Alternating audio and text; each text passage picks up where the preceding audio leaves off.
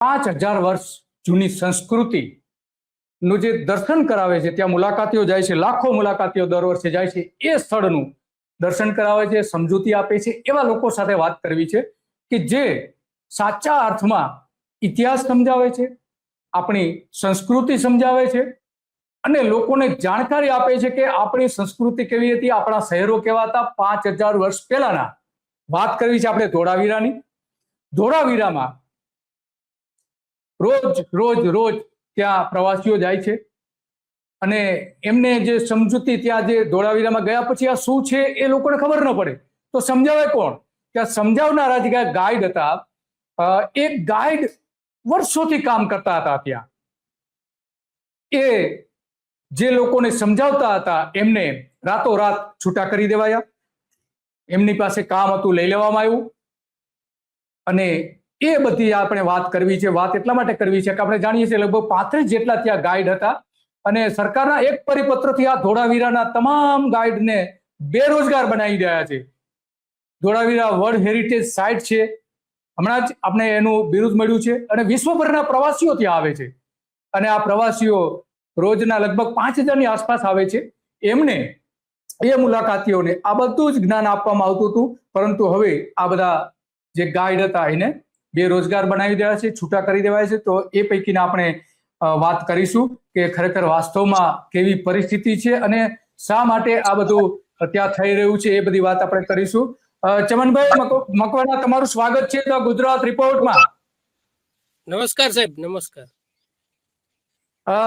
અચ્છા, ધોળાવીરાથી તમે અત્યારે બોલી રહ્યા છો ઓનલાઈન અને ત્યાં એવા એક સમાચાર આવી રહ્યા છે કે ત્યાં જે ગાઈડનું જે કામ કરતા હતા, લોકોને જે સમજાવતા હતા ધોળાવીરા સાઇટ શું છે, કેટલા વર્ષ પહેલા હતી, કયા વર્ષમાં શું થયું, એનું સ્ટ્રક્ચર કેવું છે, બાંધકામ કેવું છે અને એ કઈ રીતે એ સમય એ જમાનામાં શ્રેષ્ઠમાં શ્રેષ્ઠ શહેર હતું, એ બધું જ તમે સમજાવતા હતા તમારા લોકો. તો હવે શું પરિસ્થિતિ છે ત્યાં? ગાઈડ તરીકે બધા કામ કરો છો ખરા? ના સાહેબ, અત્યારે અમારું કામ બંધ છે સાહેબ. બરાબર છે. અમે 2014 થી ગાઈડ નું કામ કરતા હતા અને હમણાં અમારું કામ રોકી દેવામાં આવ્યું છે. અચ્છા, તો બધા થઈને કેટલા ગાઈડ હતા કુલ? અમે 35 જેવા ગાઈડ છીએ. અચ્છા, તો હવે અત્યારે 35 માંથી કેટલા લોકો કામ કરી રહ્યા છે? કોઈ કામ કરે છે, નથી કરતા? એમાં કામ કરે છે 8 જેવા લોકો કામ કરે છે, જેમને ગુજરાત ટુરિઝમ નું લાયસન્સ આપવામાં આવ્યું છે. અચ્છા, ગુજરાત ટુરિઝમ નું? હા હા. અને તો આ લોકો શું કે છે, શા માટે, કારણ શું આપે છે, શા માટે તમને છૂટા કરવામાં આવ્યા હતા? અમને છૂટા કરવામાં એટલા માટે આવ્યા કે અમારી કને ગુજરાત ટુરિઝમ નું લાયસન્સ નથી. બરાબર. અને બરાબર અમારી કને છે, અમે અન્ય સંસ્થાઓથી ટ્રેનિંગ લીધેલી છે, ઇકો ટુરિઝમ ની ટ્રેનિંગ લીધેલી છે, એવા સર્ટિફિકેટ હોવા છતાં અમને ગાઈડ નું કામ કરવા દેતા નથી. બરાબર. અને કેટલો સમય થયો તમને બધાને જે છૂટા કર્યા છે ને? અમને છૂટા કર્યા એને 1 વર્ષ થઈ ગયું. આ વર્ષની આખી સીઝન અમને ગાઈડ કરવા દીધી નથી. અચ્છા, એક વર્ષ થઈ ગયું છે. તો હવે તો અત્યારે કોઈ ગાઈડ તો કોઈ હશે ને? ગાઈડ તરીકે કોણ કામ કરી રહ્યા છે? કોઈ છે કે નહીં? છે, અત્યારે છે, પણ અત્યારે ટુરિસ્ટ આવે તો અમુક લોકોને ગાઈડ મળે છે અને અમુકને ગાઈડ મળતા નથી. હા, બરાબર. તો થોડાક નજીક આવી જશો તો અવાજ બરાબર આવે. નજીક આવી જાવ તો વધારે સારું છે. તો થોડો તમારા કેમેરા નજીક લઈ લો ને. હા, તો આ રીતે ત્યાં ગાઈડનું પણ કામ કરતા હતા. એ પણ સાંભળીએ કઈ રીતે ત્યાં કામ કરતા હતા, જોઈ શકીએ. 5000 વર્ષ પહેલાનું નગર છે. 5000 વર્ષ પહેલા અહીંયા હડપન સભ્યતાના લોકો રહેતા હતા, જે સિંધુ ઘાટીની સભ્યતા કહેવાય છે. એમાંનું આ નગર છે. આ સામે દેખાય છે એ અપર ટાઉન કિલ્લો છે અને બીજો મિડલ ટાઉન કિલ્લો છે, ત્રીજો લોઅર ટાઉન અને ચોથું એ લોકોનું સર્વાન ક્વાર્ટર્સ આવેલું છે. અને આ નગરની બહાર આ લોકોનું સિમેન્ટ્રી પણ આવેલું છે.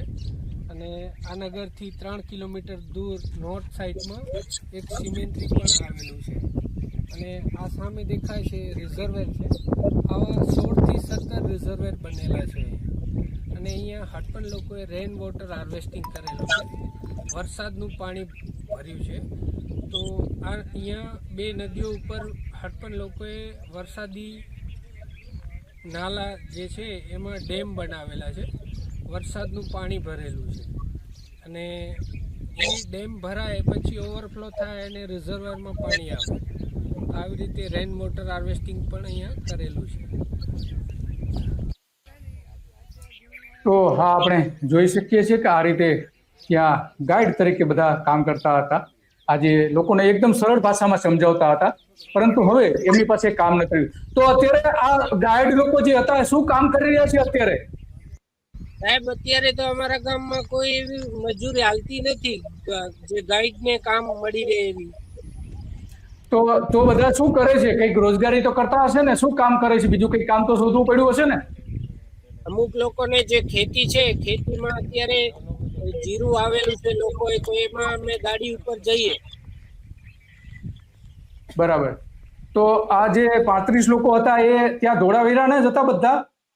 બધા ધોળાવીરાના, પ્રોપર ધોળાવીરાના છે લોકો. હા હા, બરાબર છે. બધા એક તો હવે ગાઈડ કરતા હા, શીખ્યા છે બધા. બરાબર છે. તો આ રીતે ટુરિસ્ટ જે આવતા હોય છે વિદેશથી લઈને દેશના તે ગુજરાતના બધા લોકોને આ રીતે સરળ સમજૂતી આપવામાં આવતી હતી, પરંતુ હવે એ સમજૂતી આપી શકે એવા કોઈ જ નથી. હમણાં વડાપ્રધાને કહ્યું હતું કે અમે ગાઈડ તૈયાર કરવા માંગીએ છીએ અને ગાઈડના કોર્સિસ ભારતમાં ચાલુ કરવા માંગીએ છીએ અને એને રોજગારી મળશે એટલા માટે કરવા માંગીએ છીએ. એવી વાત આપણા વડાપ્રધાન નરેન્દ્ર મોદીએ પણ કરી હતી અને એમણે આ અંગેની પણ વાત કરી હતી કે સાચા અર્થમાં કઈ રીતે ત્યાં લોકોને રોજગાર મળે છે અને કેવી ભવ્ય સંસ્કૃતિ આપણી હતી એ પણ આપણે વડાપ્રધાન પાસેથી સાંભળીએ કે જેથી કરીને ખ્યાલ આવે કે આપણે ગાઈડનું શું મહત્વ છે. धौलावीरा को लेकर के हम गुजरात के लोग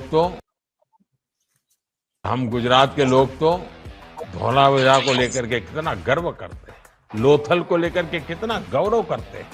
ये हमारे प्राचीन गौरव की विरासतें हैं. अब उसको भी पुनर्स्थापित करने का काम हो रहा है. પુનઃસ્થાપિત કરવાનું કામ કરે છે સરકાર, પણ એની સાથે સાથે જે ખરેખર સાચા અર્થમાં જેમની જરૂર છે એમને તો સરકાર રાખતી નથી. તો હવે અત્યારે શું તમે કયા પ્રકારની તકલીફોનો સામનો કરી રહ્યા છો? હવે સાહેબ, અમારું જે રોજગાર હતું એ તો ચાલુ ગયું, જેનાથી અમે કમાઈ શકતા હતા, અમારું ઘર ચલાવી શકતા હતા. પણ હવે અમારે ઘર ચલાવવામાં તકલીફ થાય સાહેબ. હા, ઘર ચલાવવામાં તકલીફ થાય છે. હા. તો શું હવે અત્યારની પરિસ્થિતિ કેવી છે? આમ થોડી વિગતવાર વાત કરો ને. વિગતવાર સાહેબ, આમાં એવું છે, પરિસ્થિતિ એવી છે કે બધા ગાઈડો બેરોજગાર છે અને ગામની અંદર ઘણા બધા કામ ચાલે છે ગુજરાત ટુરિઝમના, પણ એની સાથે સાથે લોકોને રોજગાર મળવું જોઈએ એનું પણ જોવું જોઈએ સાહેબ. ગામની અંદર જોવા જઈએ તો લગભગ રોજગાર એટલો મળતો નથી. હા,